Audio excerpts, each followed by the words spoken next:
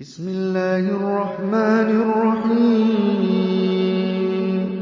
القارعة ما القارعة وما أدراك ما القارعة يوم يكون الناس كالفراش المبثوث وتكون الجبال كالعهن المنفوش فأما من ثقلت موازينه فهو في عيشة راضية وأما